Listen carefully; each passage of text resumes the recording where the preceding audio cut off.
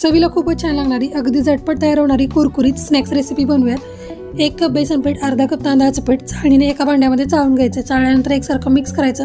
आता यामध्ये ओवा, भाजलेल्या जिऱ्याची पावडर, लाल तिखट, हळद, हिंग, चवीनुसार मीठ घालायचं। एकसारखं मिक्स करून घ्यायचं। 1 चमचा तेल घालायचं। पिठाला एकसारखं चोळून लावून घ्यायचं। 1 कप पाणी घातलंय।